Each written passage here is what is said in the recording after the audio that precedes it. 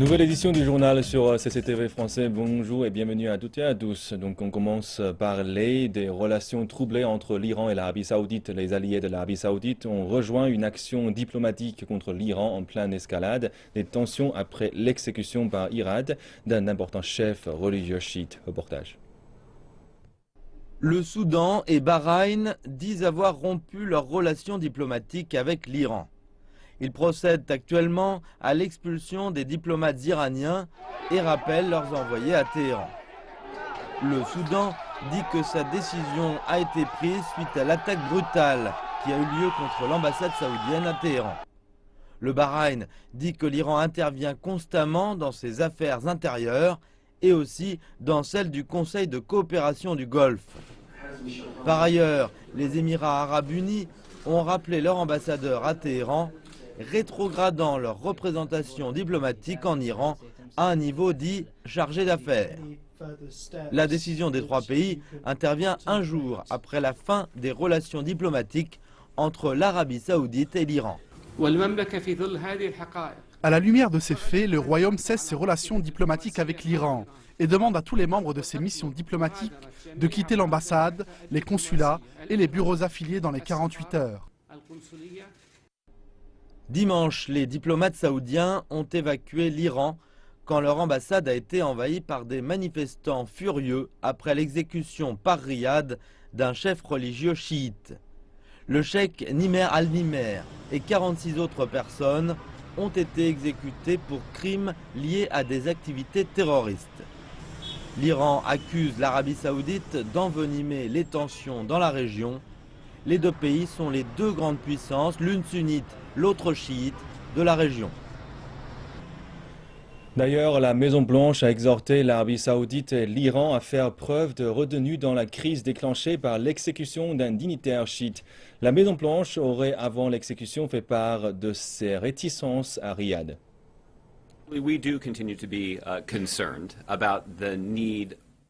Nous sommes toujours inquiets au sujet du besoin des Iraniens et des Saoudiens de mener une désescalade de la situation. Nous appelons toutes les parties à faire preuve de retenue et à ne pas nourrir plus avant les tensions qui sont vives dans la région. Et en Iran, les manifestants ont exprimé leur soutien à l'Iran et se sont rassemblés dans les villes de Najaf et Bassora pour protester contre l'exécution du dignitaire chiite Nimr al-Nimr. À Bagdad, les manifestants arborant des portraits d'al-Nimr se sont rassemblés à l'extérieur de la zone verte, un quartier fortifié qui abrite les représentations diplomatiques et les administrations. Les manifestants ont dénoncé l'exécution d'al-Nimr et fustigé la famille royale saoudienne. Certains d'entre eux ont appelé le gouvernement irakien à fermer l'ambassade d'Arabie Saoudite à Bagdad, une ambassade qui a récemment ouvert, ainsi qu'à boycotter les produits saoudiens. L'Arabie Saoudite avait fermé son ambassade de Bagdad en 1990 après l'invasion du Koweït par le dictateur irakien Saddam Hussein.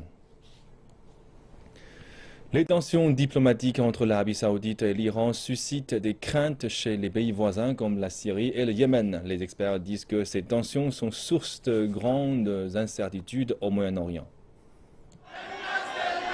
L'Arabie saoudite dit que la tension actuelle est due à des attaques de manifestants contre ses missions diplomatiques. Pour ceux qui protestent, c'est l'exécution d'une grande figure religieuse chiite par Riyad qui est en cause.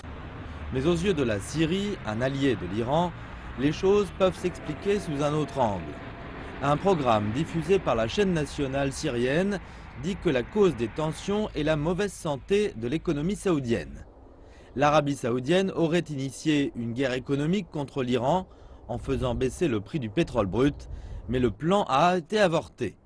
Les experts préviennent que cela pourrait mettre en danger les pourparlers de paix syriens prévus pour le 25 janvier. Les relations tendues auront un impact négatif. Les parties impliquées dans le processus politique risquent de rejeter une solution diplomatique. Ils pourraient revenir à des solutions violentes. Les experts craignent un autre scénario dans lequel l'Arabie saoudite et l'Iran augmenteraient encore leur soutien aux parties belligérantes en Syrie, ce qui pourrait encore envenimer les choses.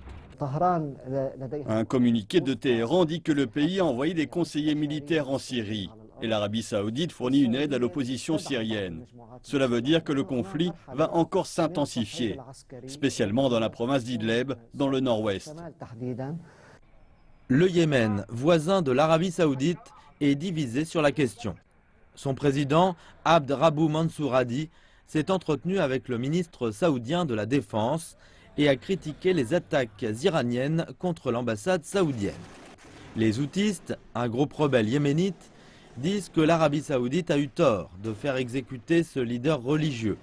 Les experts prédisent que les deux camps en conflit au Yémen vont devoir choisir entre l'Arabie saoudite et l'Iran, ce qui va encore aggraver la situation déjà très instable dans ce pays. Parlons maintenant de l'Europe. Les voyageurs entre le Danemark et la Suède voient leur arrivée retardée en raison de contrôles d'identité pour la première fois depuis un demi-siècle. Les nouveaux contrôles ont causé des retards jusqu'à 50 minutes pour les trains et les bus traversant les 8 km du pont Øresund, le plus long pont d'Europe combinant route et rail. La Suède et le Danemark, cette région était une seule et maintenant elle est séparée par des contrôles aux frontières. Alors ouais, je suis vraiment déçu. Les bons jours, quand tout va bien, c'est seulement 100% de temps de voyage en plus, jusqu'à 60 minutes. Mais si les choses tournent mal, ça peut prendre encore plus de temps. Des passagers m'ont écrit que c'était un nouveau mur de Berlin. Ce n'est pas très bon pour la région, tout ça. Les contrôles aux frontières sont de plus en plus stricts, mais ne concernent pas les voitures de particuliers. La Suède a accepté plus de 160 000 réfugiés en 2015. Le gouvernement suédois a décidé d'imposer des contrôles plus stricts, encore particulièrement sur le pont Øresund, pour ceux qui demandent l'asile en Suède. Pendant ce temps, près de 15 000 personnes traversent la frontière tous les jours. Et l'on craint que l'activité économique dans la région de Skåne et à Copenhague n'en soit affectée. Une nouvelle année vient de s'ouvrir et amène avec elle son lot de nouvelles règles pour les réfugiés syriens en Turquie. Les déplacements de ces personnes sont devenus plus stricts alors que la Turquie s'aligne sur l'accord obtenu avec l'Union européenne pour limiter le flux de réfugiés et de migrants. Et donner aux Syriens le droit de travailler en Turquie est encore soumis à un lourd débat. C'est un jeune garçon de 14 ans, mais Sami Hussein fait preuve de courage et fait tout ce qu'il peut pour aider les 5 membres de sa famille.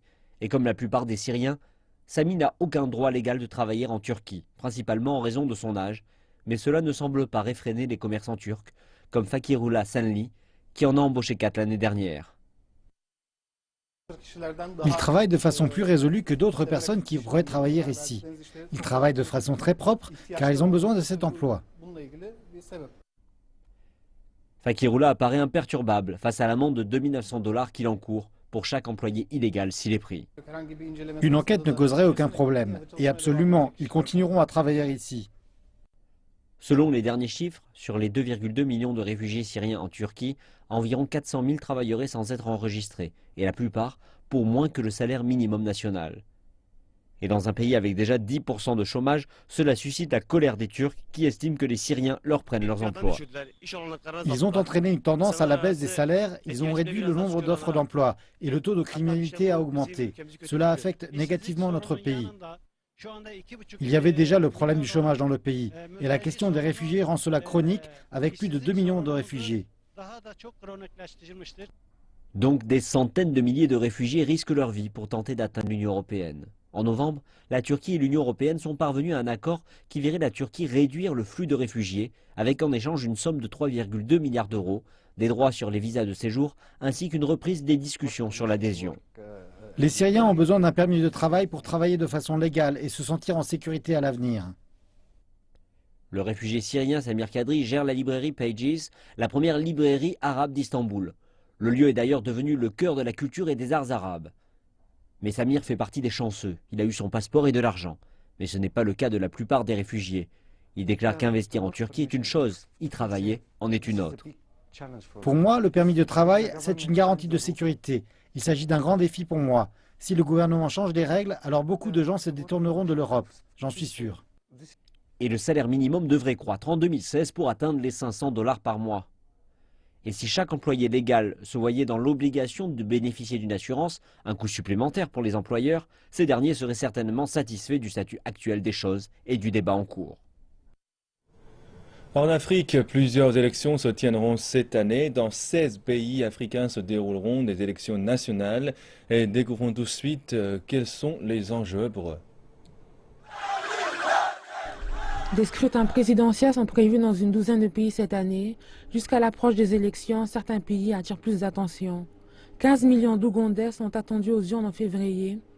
Yoweri Museveni, le président en exercice et au pouvoir depuis 30 ans, prend la 5e place dans la liste des présidents ayant exercé le plus longtemps. Cependant, il devra affronter son ancien allié et Premier ministre, Amama Babazi, mais une opposition divisée et l'échec de faire adopter les propositions de réforme marchent en sa faveur. Toutefois, l'apathie des électeurs pourrait venir gâcher les élections ougandaises. La majorité des électeurs sont jeunes, sans emploi et représentent 64% de la population. La crainte de troubles a été ravivée quand les rassemblements de l'opposition ont violemment été dispersés l'année dernière. Dans un contexte économique difficile, les Zambiens sont attendus aux urnes en août prochain. Edgar Lungu, le président en exercice, fera face au chef d'opposition, Hakainde Hichilema. Edgar Lungu a remporté de justesse l'année dernière lors des élections partielles après le décès du président alors en exercice, Michael Sata. Le gouvernement de Lungu doit déjà faire face à une crise et un déficit budgétaire important. Les difficultés économiques pourraient diminuer ses chances de remporter les élections. 1,4 million d'électeurs, principalement jeunes, se sont inscrits sur les listes électorales. Toutefois, ce sont ces mêmes jeunes Zambiens qui ont été le plus touchés par le chômage. En République démocratique du Congo, les élections se tiendront en novembre. Le président Joseph Kabila arrive au terme de son mandat après 15 ans de règne. Néanmoins, on constate des signes qu'il compte se représenter. L'opposition a déjà rompu toute négociation avec le gouvernement concernant les conditions relatives au dialogue national sur le processus électoral. 7 chefs de parti de l'Alliance au pouvoir ont signé une lettre ouverte l'année dernière, demandant au président Kabila, qui arrive à la fin de son terme, de respecter la Constitution. Ils ont plus tard été exclus du gouvernement. Kabila n'a pas encore annoncé son futur projet politique. Son gouvernement a néanmoins réussi à retarder le processus électoral. Les partenaires internationaux craignent que toute violation de la Constitution ne plonge le pays dans le chaos. Merci de nous retrouver sur le plateau de CCTV français. Et maintenant, je passe la parole à ma collègue George Ding pour les nouvelles qui se passent en Chine. Bonjour Jiajun, nous ouvrons cette partie avec un accident routier. Un bus a soudainement pris feu à Yinchuan, la capitale de la région autonome Hui du Ningxia, située dans le nord-ouest de la Chine. Au moins 14 personnes sont mortes et 32 autres ont été blessées. L'accident s'est produit aux alentours de 7h40 heure locale sur la route nationale 109. Les services de secours d'urgence sont déjà sur les lieux de l'accident et les autorités de la région autonome ont déclaré qu'une enquête a été ouverte. Une page économie. La monnaie chinoise, le renminbi, continue son repli face au dollar américain. Lors des premières cotations de la journée, le yuan offshore a perdu près de 100 points de base à plus de 6,64. Il s'était établi la veille à 6,6231, un plus bas de 5 ans. Le taux pivot du yuan onshore a quant à lui été fixé aujourd'hui à 6,5169, taux le plus bas depuis avril 2011. Et les nouveaux taux d'emprunt chinois qui ont pris effet le 1er janvier devraient apporter un soulagement aux acheteurs de logements. Voyons tout de suite l'impact du changement sur le marché immobilier. Les banques en Chine vont proposer des prêts plus bas pour les acheteurs de logements en 2016. Le taux d'emprunt de référence a été baissé par la Banque centrale à 4,35% en octobre, soit une baisse d'0,25%. J'ai un client qui devait rembourser 6 300 yuan par mois. À partir de cette année, il ne lui faudra rembourser que 5 800 yuan. Des experts disent que des prêts moins chers vont stimuler les achats de logements et aider à réduire les stocks de logements. L'effet de taux d'emprunt plus bas pourrait être différent. Pour les villes où les prix de l'immobilier continuent de s'effondrer, l'impact serait limité. Mais les transactions en général seraient à la hausse. Jusqu'à présent, le taux d'emprunt pour les emprunts immobiliers est au plus bas depuis 20 ans. Les Chinois ont continué de beaucoup dépenser à l'étranger au cours de la récente période des fêtes. 160 000 personnes se seraient rendues en Corée du Sud au cours des congés de Noël et du Nouvel An, soit une hausse de 12% par rapport à l'année précédente. Selon des statistiques provenant de l'Organisation nationale du tourisme de Corée du Sud, plus de 70% des visiteurs chinois seraient allés en Corée du Sud pour effectuer des achats en 2015. Tandis que le reste aurait privilégié les expériences culturelles, la chirurgie esthétique ou d'autres activités. Les touristes chinois auraient dépensé en moyenne 2 200 $ par personne en Corée du Sud, soit le double de la dépense moyenne des autres touristes étrangers. J'ai de la chance d'être ici et je souhaite rapporter des cadeaux. Les produits d'ici sont très typiques. C'est intéressant de faire des achats ici en ce moment. Les remises ont atteint jusqu'à 70%. On a fait de bonnes affaires. Les consommateurs chinois ont dépensé en moyenne 500 000 yuan par personne ici en 2015. Il y a davantage de touristes chinois en fin d'année. On estime que pendant cette période, les ventes augmentent de plus de 10%. Les touristes chinois ont représenté l'année dernière plus de 40% de l'ensemble des visiteurs étrangers en Corée du Sud. Ce chiffre a baissé de 1% par rapport à l'année précédente, principalement en raison de l'épidémie de MERS. Néanmoins, les visiteurs chinois ont rapporté 22 milliards de dollars au secteur sud-coréen des services, soit 1,6% du PIB du pays. Et nous poursuivons notre série sur les minorités ethniques en Chine dans la région autonome Zhuang du Guangxi dans le sud-ouest du pays.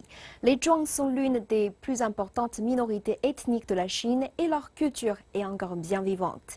Plusieurs jeunes travaillent d'ailleurs à faire la promotion du chant folklorique que cette ethnie affectionne particulièrement. Ma collègue Julie est allée sur place à leur rencontre.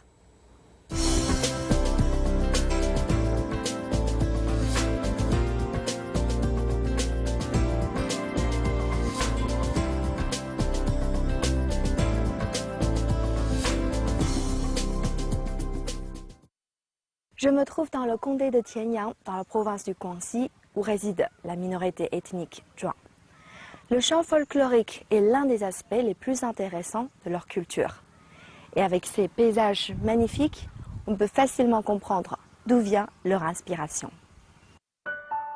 Ce n'est pas par hasard que la région peuplée par les membres de l'ethnie Zhuang est surnommée mer de chansons, même si on retrouve ici surtout des montagnes.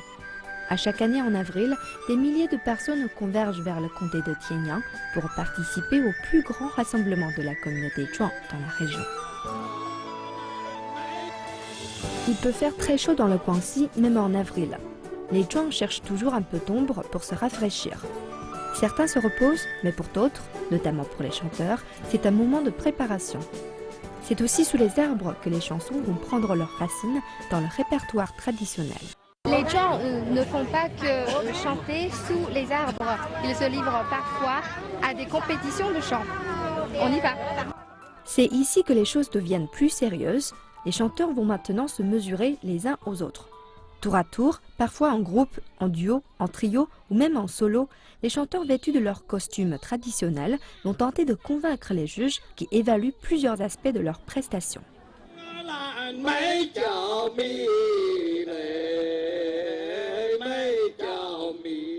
Lors de ce festival, on a pu voir plusieurs chanteurs, mais aussi plusieurs styles, ce qui prouve que cette forme d'art est encore bien vivante. Lors de notre passage à ce festival, nous avons rencontré Wei Qingxing, une jeune femme issue de la communauté Zhuang.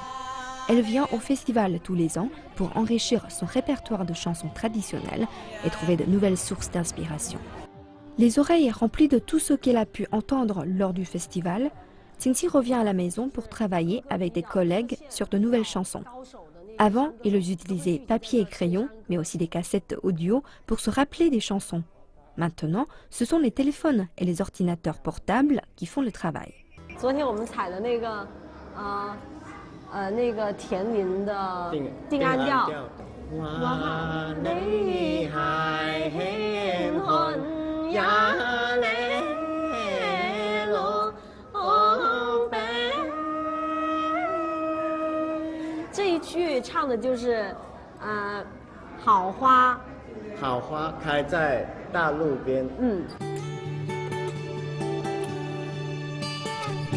C'est une triste réalité, mais Qingqing a remarqué qu'il y a de moins en moins de jeunes de sa communauté qui connaissent les chants folkloriques zhuang.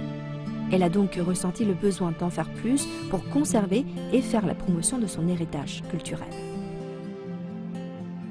我作为一个壮族人，我觉得我有这个义务去传承我们这个壮民族的这个山歌。我就是每周五都会，如果有时间的话，都会去乡下的学校教一些孩子唱山歌。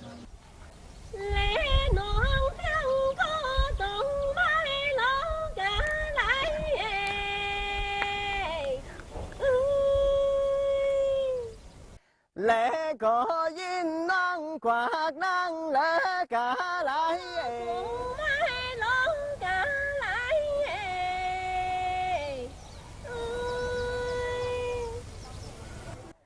lẽ nín trái san có lâu lơ cả lại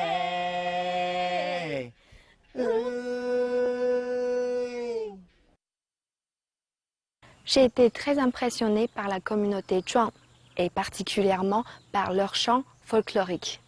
Mais ce qui m'a marqué le plus, c'est ce groupe de jeunes qui travaillent pour la promotion de leur culture. Grâce à leurs efforts, je suis convaincue que leur culture va continuer et évoluer.